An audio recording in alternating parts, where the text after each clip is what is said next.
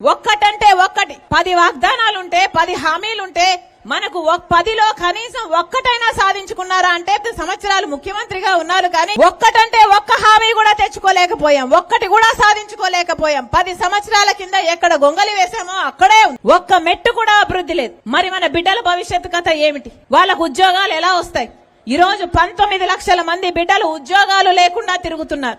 8,000 రూపాయలకు 10,000 రూపాయలకు డిగ్రీలు పీజీలు చదివారు కానీ చేస్తున్న పనికి చదివిన చదువుకి అసలు సంబంధమే లేకుండా పోయింది. ఇలా అయితే మన బిడ్డలు మొత్తం వలసల పోరా? ఇలా అయితే మన రాష్ట్రంలో అసలు యువతే లేకుండా పోదా? ఇదేనా మనకు కావాల్సింది? ప్రభుత్వం చెప్పిన మాట జాబ్ క్యాలెండర్ ప్రతి సంవత్సరము వేస్తామన్నారు. జగనన్న గారు చెప్పిన మాట ప్రతి జనవరి 1న జాబ్ క్యాలెండర్ ఇస్తామన్నారు ప్రతిపక్ష నాయకుడిగా. మరి ప్రతి జనవరి 1 వస్తుంది పోతుంది, సంక్రాంతి వస్తుంది పోతుంది. సంక్రాంతికి పట్టిబట్టలు వేసుకుంటున్నారు ముఖ్యమంత్రి ఆయన భార్య గారు, మంచిగా పండగ చేసుకుంటున్నారు. కానీ మన బిడ్డలకు మాత్రం జాబ్ క్యాలెండర్ లేదు. ఇది ఎక్కడ విచిత్రం? అప్పుడు చంద్రబాబు గారు ముఖ్యమంత్రిగా ఉంటే 7,000 డిఎస్సి ఉద్యోగాలు ఇస్తుంటే ఆ రోజు జగనన్న గారు సిగ్గులేదా, 25,000 ఉద్యోగాలు ఖాళీగా ఉన్నాయి, ఎందుకు భర్తీ చేయటం లేదు? నేను అధికారం లేకొచ్చినాక మెగా డిఎస్సి 25,000 ఉద్యోగాలను భర్తీ చేస్తానని చెప్పాడు జగనన్న గారు. మరి ఈ రోజు మెగా డిఎస్సి కథ దేవుడెరుగు, దగా డిఎస్సి 6,000తో ఉద్యోగాలు ఇస్తున్నారట. అది కూడా నోటిఫికేషన్ ఈ 5 ఏళ్లు రాలేదు. ఇప్పుడు ఎన్నికలు 2 నెలలు ఉన్నాయనగా ఇప్పుడు ఇస్తారట. ఇక ఎప్పుడు పరీక్షలు రాసేది, ఎప్పుడు వీళ్లకు ఉద్యోగాలు వచ్చేది? వీళ్లకు నిజంగానే ఉద్యోగాలు ఇవ్వాలి అన్న చిత్తశుద్ధి ఉంటే మరి ఈ 5 సంవత్సరాలు ఎందుకు ఇవ్వలేదు? ఆలోచన చేయండి. వీళ్ళ రాజశేఖర రెడ్డి గారి ఆశయాలను నిలబెట్టేది? అసలు రాజశేఖర రెడ్డి గారి బ్రతుకున్నప్పుడు వ్యవసాయం ఎలాగుండేది? ఏమన్నా రైతులున్నారా? రైతులున్నారా అన్నా? వ్యవసాయం ఎలాగుండేదన్నా? రాజశేఖర రెడ్డి గారు ఉన్నప్పుడు రైతే రాజు, వ్యవసాయం పండుగ. ఇన్పుట్ సబ్సిడీ ఉండే, విత్తనాల మీద సబ్సిడీ ఉండే, డ్రిప్ మీద సబ్సిడీ ఉండే, పంట నష్టపోతే అద్భుతంగా పంట నష్టపరిహారం ఉండే, పంట బీమా ఉండే. ఎంత అద్భుతంగా చేశారు.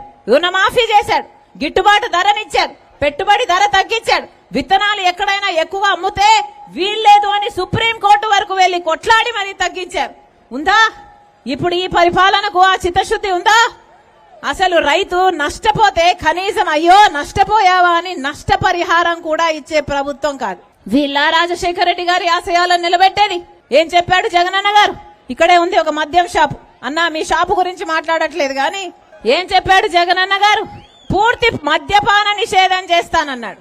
ఏమన్నాడు? అసలు మద్యం అనేది లేకుండా చేస్తాను అన్నాడు. మద్యం అనేది లేకుండా చేశాకనే ఓట్లు అడుగుతాను అన్నాడు. మద్యం అనేది లేకుండా చేస్తాను అని నేను మేనిఫెస్టోలో పెడుతున్నాను. ఆ మేనిఫెస్టో నాకు బైబిల్, ఖురాను, భగవద్గీతతో సమానం అని చెప్పాడు. మరేమైంది మద్యపాన నిషేధం? ఈ రోజు మద్యపాన నిషేధం కదా దేవుడెరుగు. పూర్తిగా అసలు మద్యం లిక్కర్ బిజినెస్ మొత్తం సర్కారే చేస్తుంది కదా. ఇక వేరే బ్రాండ్లు ఎక్కడా ఏవీ లేవు. సర్కారు ఏది అమ్ముతే అదే తాగాలి, ఎంతకు అమ్ముతే అంతకే కొనాలి. క్యాష్ అంటే క్యాషే. స్టేట్ కు ట్యాక్సులు లేవు, సెంటర్ కి ఇచ్చే ట్యాక్సులు లేవు. ఈ రాష్ట్రంలో, మన రాష్ట్రంలో పక్క రాష్ట్రాల కంటే ఈ కల్తీ మందు తాగి 25% మంది పక్క రాష్ట్రాల కంటే మన రాష్ట్రంలో లివర్ చెడిపోయి చచ్చిపోతున్నారు అని రిపోర్ట్లు వచ్చినా కూడా క్వాలిటీ చెక్ లేదు. సర్కార్ అదే అమ్మాలి, ప్రజలు అదే తాగాలి. ఇది ఎక్కడ విడ్డూరం? శాండ్ మాఫియా అంతే, లిక్కర్ మాఫియా అంతే, మైనింగ్ మాఫియా అంతే. ప్రజల గురించి అక్కర ఉందా? ప్రజల గురించి ఆలోచన ఉందా?